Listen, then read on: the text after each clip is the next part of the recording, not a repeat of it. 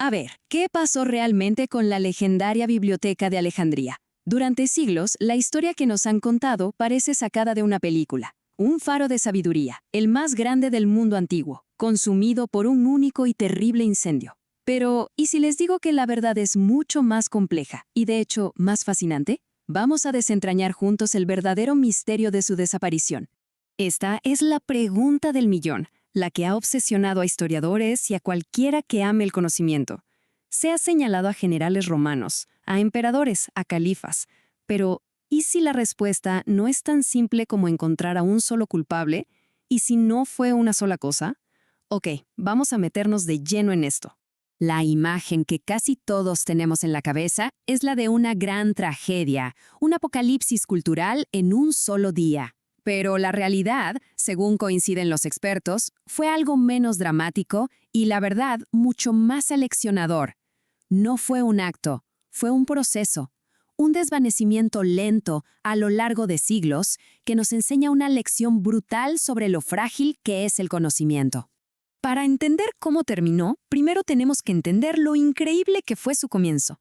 Imaginen, tras la muerte de Alejandro Magno, su general Ptolomeo I se queda con Egipto. Y él tenía una visión: convertir a Alejandría en la capital intelectual del planeta. Para eso, impulsó un proyecto monumental, la biblioteca más ambiciosa que el mundo había visto jamás. Y ojo, esto es clave.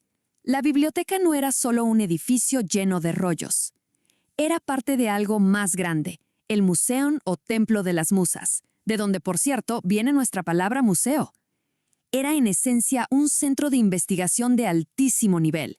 Los mejores cerebros del mundo antiguo vivían ahí, con todos los gastos pagados, sin impuestos y con una única misión: investigar, debatir y aprender. Un sueño, ¿no? En su momento de máximo esplendor, se calcula que llegó a tener 500.000 de volúmenes. Ahora, no pensemos en libros como los de hoy. Eran rollos de papiro. Para que nos hagamos una idea, esa cantidad equivaldría a unos 40.000 libros modernos. En un mundo sin imprenta, eso era una cantidad de información simplemente alucinante. Y uno se pregunta, ¿cómo consiguieron tantos textos? Pues con una política, digamos que muy agresiva. No solo mandaban agentes por todo el mundo a comprar lo que encontraran, sino que había un decreto real. Cualquier barco que llegara al puerto de Alejandría era registrado. Si encontraban un libro, lo confiscaban. La biblioteca se quedaba el original y le daba al dueño una copia recién hecha. Así de en serio se tomaban la acumulación de conocimiento. Pero no se trataba solo de amontonar rollos. ¡No! Los organizaron de una manera que cambió el juego por completo. El poeta Calímaco creó los pinaques, que fue básicamente el primer catálogo de biblioteca del mundo. Imaginen la tarea: 120 volúmenes que clasificaban todas las obras por género y por autor, en orden alfabético. Este sistema fue una auténtica revolución y sentó las bases de cómo funcionan las bibliotecas hasta hoy. Ahora bien, a pesar de toda esta libertad intelectual, había límites muy claros. El poeta Sótades lo aprendió por las malas. Se le ocurrió escribir un poema burlándose del matrimonio de Ptolomeo II con su propia hermana.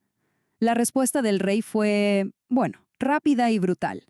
Esto nos muestra perfectamente la tensión que existía. Total libertad para la ciencia, pero supresión absoluta para la crítica política. Y aquí es donde la historia se convierte en una especie de investigación, un caso sin resolver que duró siglos, porque la destrucción de la biblioteca no fue un solo evento, sino una serie de golpes, uno tras otro, a lo largo de mucho tiempo. Vamos a ver cómo se fueron acumulando las pruebas. El primer golpe, de hecho, fue político. En el 145 a.C., Ptolomeo VIII persiguió a los intelectuales, lo que provocó una fuga de cerebros masiva. Casi 100 años después, en el 48 a.C., tenemos el famoso incendio accidental de Julio César. Dañó una parte, sí, pero no la aniquiló. Luego, en los siglos III y IV, las guerras constantes, como la campaña del emperador Aureliano, arrasaron el barrio donde estaba. Y el golpe de gracia, en el 391 después de Cristo, fue la destrucción del Serapeum, un templo que albergaba una especie de biblioteca hija, una sucursal. Entonces, si juntamos las piezas, el panorama queda claro. No fue un solo factor, fue una combinación letal. La inestabilidad política que ahuyentaba a los eruditos, los recortes presupuestarios que asfixiaban la financiación del Museum y, por supuesto, las guerras constantes que iban destrozando la ciudad poco a poco. Pero quizá el culpable más importante de todos no llevaba espada ni antorcha. Era el propio papiro. Este material es súper frágil. Se lo comen la humedad, el moho, los insectos. Sin un flujo constante de dinero para cuidar esos rollos y, sobre todo, para hacer copias nuevas de los que se iban deteriorando, la colección estaba simplemente condenada a desaparecer por sí sola.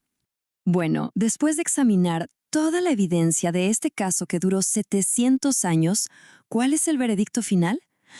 La lección que nos deja es, créanme, sorprendentemente relevante para nosotros hoy.